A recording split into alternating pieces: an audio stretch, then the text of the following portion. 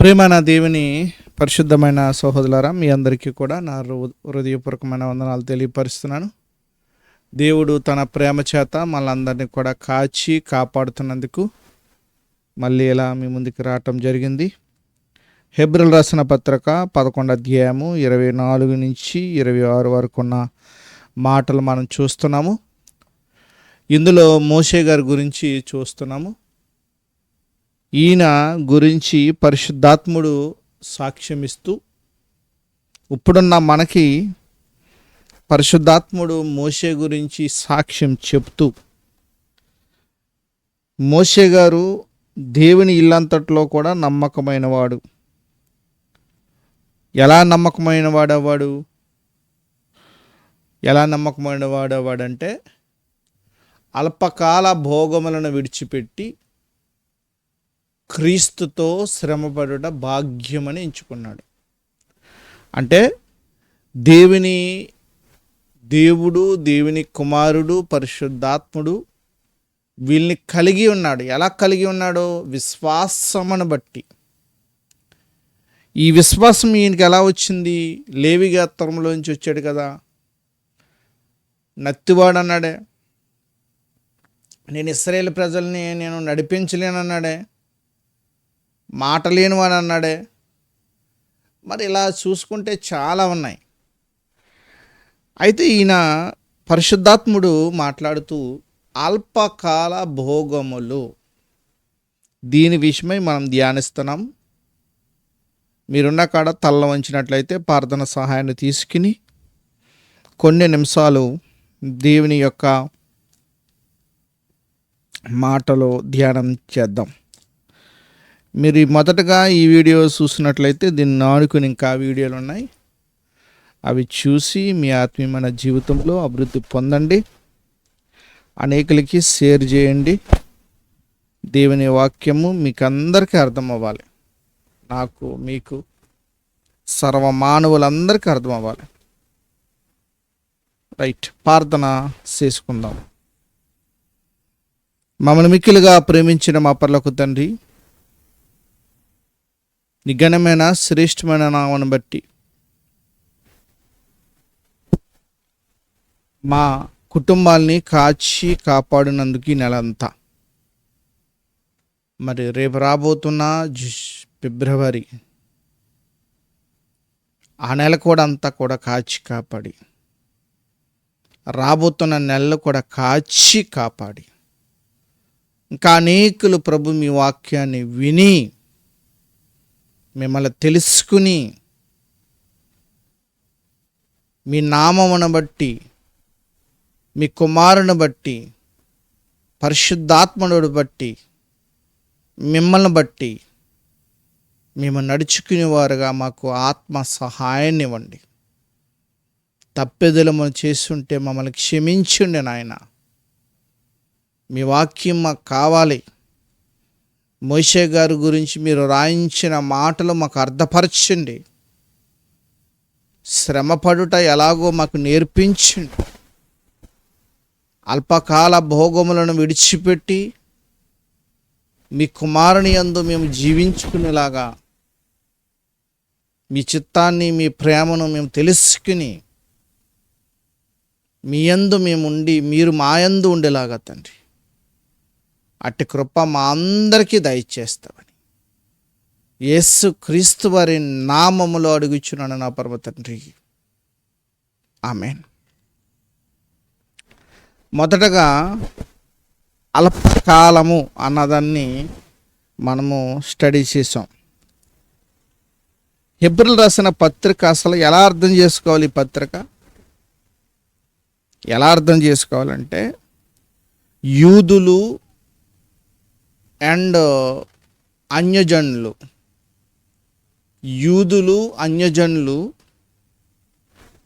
మళ్ళీ మీరు సున్నతి పొందాలి, మళ్ళీ మీరు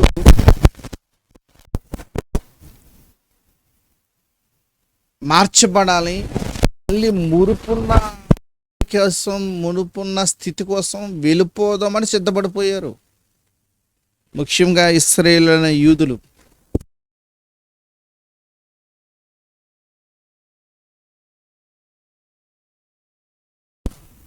మొదటి అధ్యాయంలోనే మాట్లాడుతూ కాలాన్ని తీసుకొస్తున్నాడు.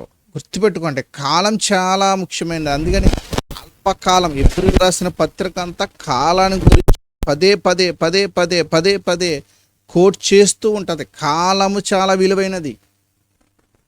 నీ కాలము, నీకు ఇచ్చిన సమయము చాలా విలువైనది. అందుకే యేసుక్రీస్తు ప్రభువారు 33.5 సంవత్సరములే భూమి మీద ఉన్నాడు. దేవుడైన ఆయన 33 సంవత్సరాలే ఉన్నాడు, ఎక్కువ ఉండలేదు. ఆయన ద్వారా మనం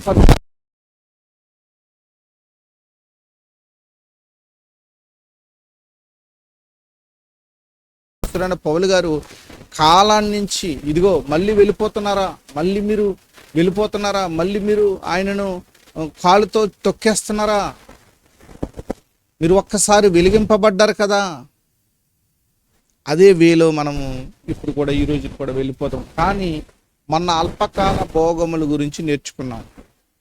అల్పకాల భోగములో మొదటి పార్ట్ విన్నాం, రెండో పార్ట్ కూడా అల్పకాల భోగములు ఎలా ఉంటాయి, అల్ప జీవితం ఎలా ఉంటుంది, శాశ్వతమైన జీవితం ఎలా ఉంటుంది. అల్పక జీవితానికి శాశ్వత జీవితానికి తప్పుపోయేది ఏమైనా, ధనవంతుడు లాజర్ని ఈక్వల్గా పెట్టుకోండి. ఉదాహరణకి లాజరు అబ్రహాము రూపం, ధనవంతుడు వేదన పడతాడు. పూర్తి సంపాదించుకుని ప్రభువును అంగీకరించకపోతే ఏం ఫాయిదా, ఏం ప్రయోజనం, ఏం ప్రయోజనం? ధనవంతుడు కురుపులు నాకాయి, కుక్కలొచ్చి తన కాళ్ళు నాకాయి వాసన కొడుతున్నాడు. ధనవంతుడు గుమ్మం ఎదుట ఉన్నాడు, ధనవంతుడు గుమ్మం లోపల ఉన్నాడు. ఎవరికి సేఫ్టీ ఉందండి? ఆయనే లాజర్కే రక్షణ.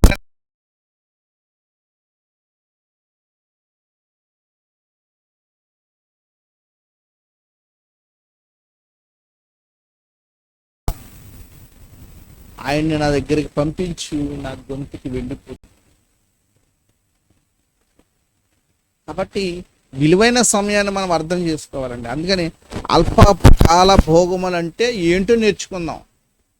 అల్పకాల భోగములు అంటే మన పరిస్థితులు చూడండి, మన సహోదరులు చూడండి, చాలామంది మనకు దూరం అయిపోతున్నారు ఏదో విధంగా. అంటే దాన్ని అలవాట్లు అనుకోవచ్చు, పద్ధతులు అనుకోవచ్చు, లేకపోతే చుట్టుపక్కల ఉన్న ఆ పరిస్థితులు అనుకోవచ్చు. మనం ఎక్స్ వై ఎలాగ తీసుకున్నా పర్లేదు. రైట్, మొదటి అధ్యాయం చదువుకుని ఈరోజు యొక్క అల్పకాల భోగములను రెండవ పార్ట్గా మనము లోతు విషయం జరిగిన సొదొమ గొమొర పట్టణస్థుల గురించి మాట్లాడి ముగించేస్తాను. ఎక్కువ సమయం నేను మాట్లాడాలని కానీ కారణాలు చేత కొద్ది నిమిషాలు మీరు మాట్లాడితే, ఎక్కువ మాట్లాడినా కూడా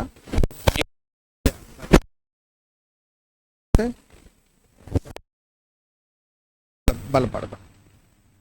మొదటి అధ్యాయం హెబ్రీయులకు రాసిన పత్రిక, అపొస్తలుడైన పౌలు గారు హెబ్రీయులకు రాసిన పత్రిక మొదటి అధ్యాయంలో, పూర్వకాలమందు నానా సమయములోను పుట్టినోట్లో నానా భాగములను నానా విధముగాను ప్రవక్తల ద్వారా మన పితరులతో మాట్లాడిన దేవుడు ఈ దినముల అంతమందు కుమారుని ద్వారా మనతో మాట్లాడిను. ఆయన ఆ కుమారుని సమస్తమునకు వారసునిగా నియమించింది. ఆయన ద్వారా ప్రపంచములు నిర్మించును.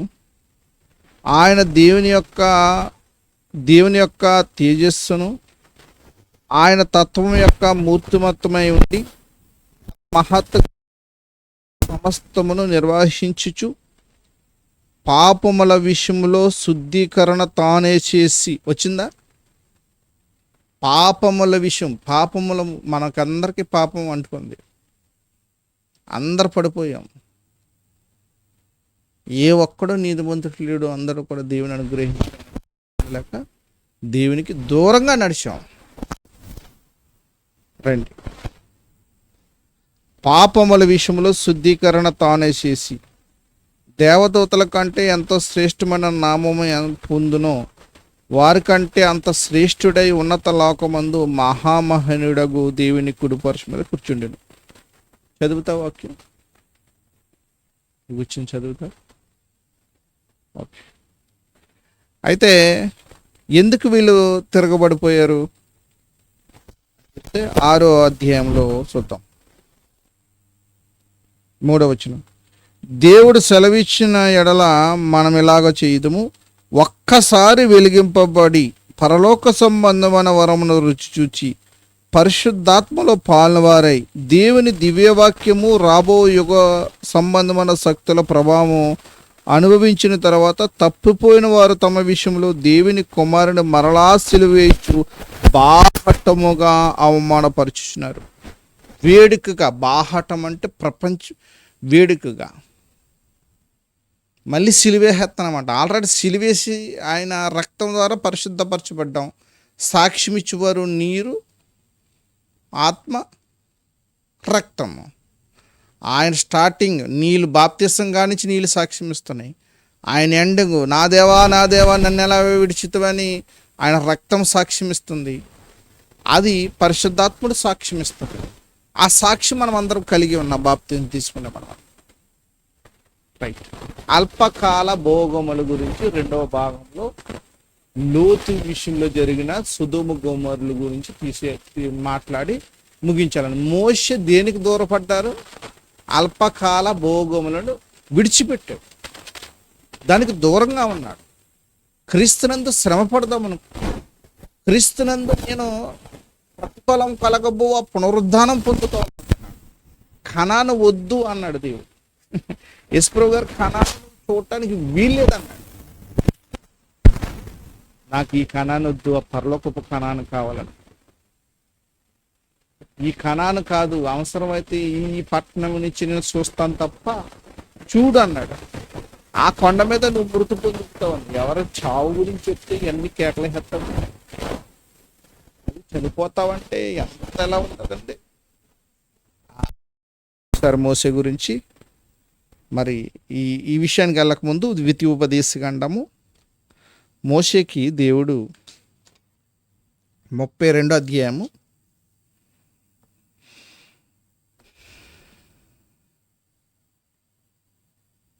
48, 49. ఆ దినమున యెహోవా మోషేతో ఇట్లనెను, యెరికో ఎదుటనున్న మోయాబు దేశమందలి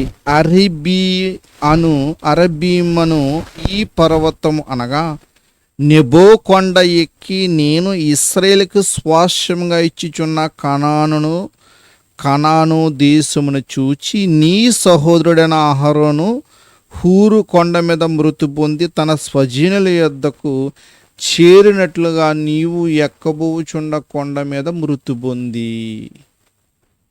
అస్సలు భయపడలేదండి మోసే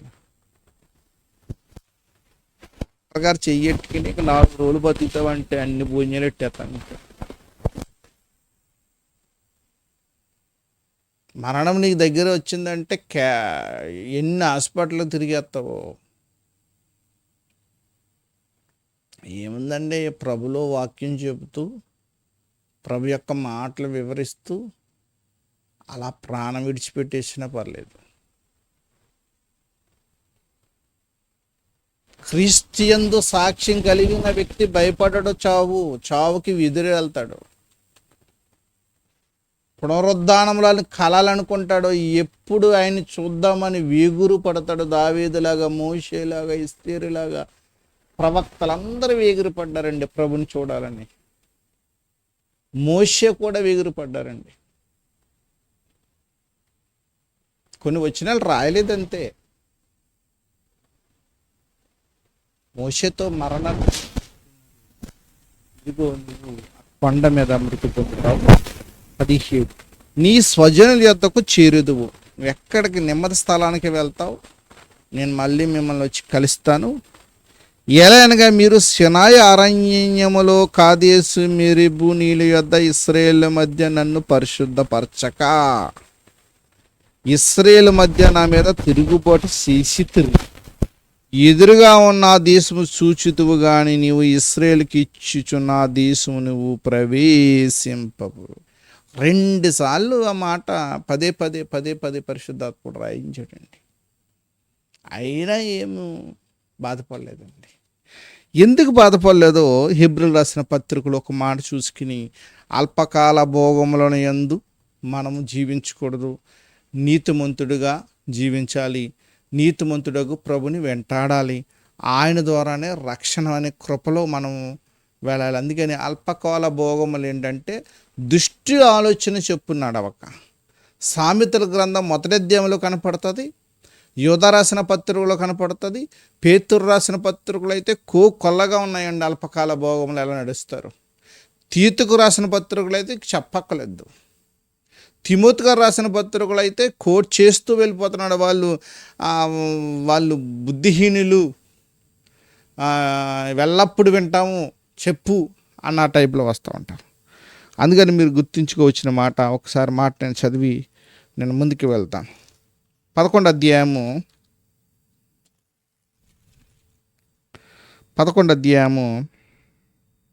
హెబ్రీయులకు రాసిన పత్రిక 11వ అధ్యాయము 24-26 లాస్ట్ వచనం. ఏలైనగా అతడు ప్రతిఫలము కలగబో బహుమానమందు దృష్టి ఉంచును. ఆత్మీయమైన నేత్రాలు అంటారు, వాటిని ఆత్మీయమైన స్థితి కూడా అంటారు.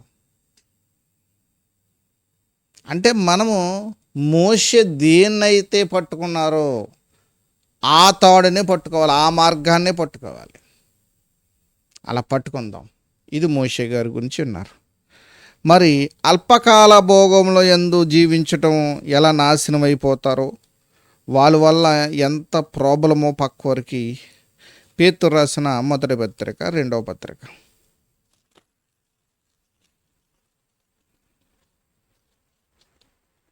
పేతురు రాసిన 2వ పత్రిక 2వ భాగానికి వచ్చి ఉన్నాను. ఈ 2వ భాగంలో అల్పకాల భోగముల యందు నివసించే వారి స్థితి ఎలా ఉంటుందో పేతురు గారు ఇక్కడ రాస్తూ, వాళ్ళ నుంచి మనం దూరంగా వెళ్దాం.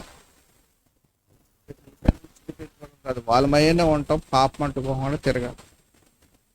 పాపం వైపు చూడకోకుండా నువ్వు జీవించు. రక్షణ అనే కృపలో అడుగు వేస్తూ దేవుని మహిమపరిచేవారుగా నువ్వు. అలాగా 2వ అధ్యాయం పేతురు రాసిన పత్రిక 6వ వచనం.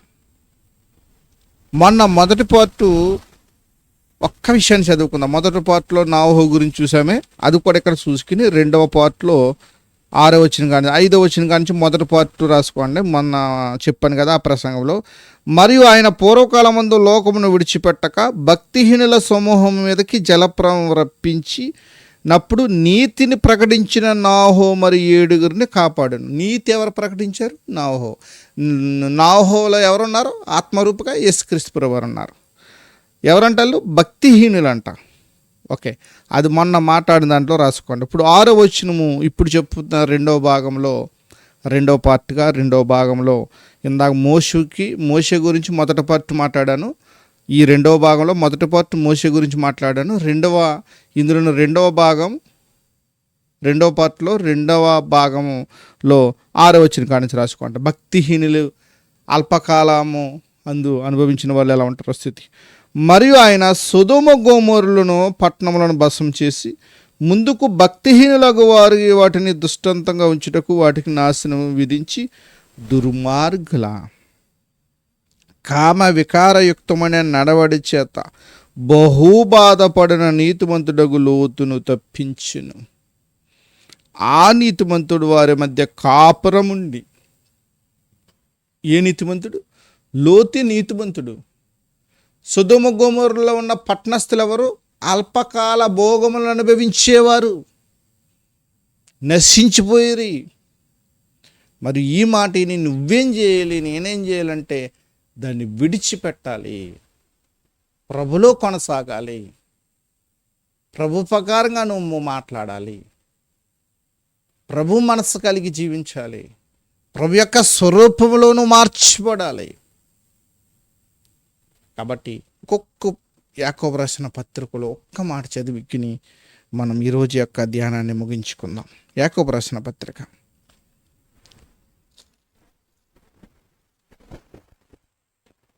4వ అధ్యాయం. యాకోబు రాసిన పత్రిక 4వ అధ్యాయం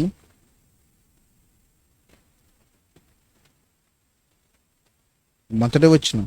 మీలో యుద్ధములు పోరాటములు దేనుండి కలుగుచున్నవి? మీ అవయవములో పోరాడు మీ భోగేచ్ఛల నుండియే కదా. భోగేచ్ఛల నుండియే కదా. అల్లరితో ఆటపాటలు, కామ వికారయుక్తమైన మనస్సు, వ్యభిచారత్వం,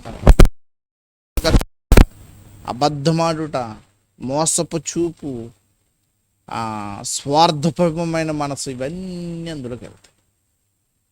మరి ఇలా జీవిస్తే మనము రక్షింపబడమండి.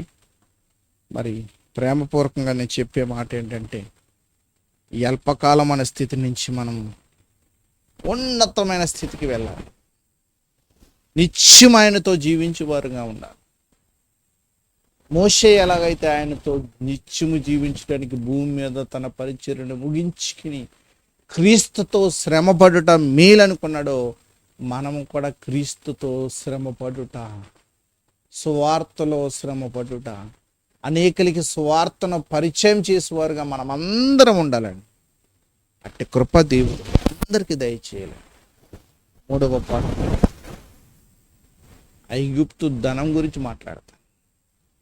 దేవుని యందు ధనవంతులు ఎలా కావాలో మాట్లాడతాను. రైట్. మరి అట్టి కృప దేవుడు మీకు మాకు మనందరికీ ఇచ్చునుగాక. చూడండి, సబ్స్క్రైబ్ చేసుకోండి, అనేకులకి షేర్ చేయండి. మీ ఆత్మీయమైన జీవితంలో ఎదగండి. అట్టి కృప దేవుడు మీ కుటుంబాలందరికీ ఇచ్చునుగాక. Thank you all. God bless you.